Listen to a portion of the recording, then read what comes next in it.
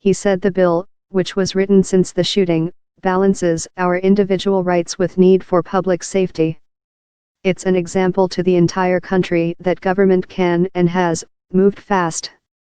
The bill isn't what many of the shooting survivors, or the school students, wanted. They said it doesn't go far enough. It also marks Scott's break with the National Rifle Association, and the group's powerful lobbyist called the bill a display of bullying and coercion that would violate Second Amendment rights and punish law-abiding citizens. I'm glad, however, the plan in this bill is not mandatory, he said, adding that the program will be up to local officials to implement. If counties don't want to do this, they can simply say no. He said he's signing the legislation because it makes schools safer. He singled out two fathers whose children were killed, saying that they walked the halls of the legislature since the shooting to enact change.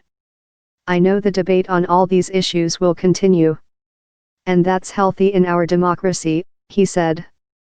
This is a time for all of us to come together, roll up our sleeves and get it done. Student activists from the school where the shooting took place followed the bill's track closely and called it a baby step. Obviously, this is what we've been fighting for. It's nowhere near the long-term solution, said Chris Grady, a senior at Marjorie Stoneman Douglas High School and one of the organizers of the March for Life later this month in Washington, D.C. It's a baby step, but a huge step at the same time. Florida hasn't passed any legislation like this in God knows how long. It's nowhere near what we want, but it's progress and uplifting to see. Scott told the students, "You helped change our state. You made a difference. You should be proud." The bill narrowly passed the House and Senate, and falls short of what he wanted and what survivors of the massacre demanded. Florida's teachers' union and the National Rifle Association are opposed. The measure would raise the minimum age to buy rifles from 18 to 21, extend a 3-day waiting period for handgun purchases to include long guns and ban bump stocks that allow guns to mimic fully automatic fire. "We support the bill," Fusco said. "I know there's lots of things in there that are a start, and there's in there that's going to bring some pieces back together for Parkland.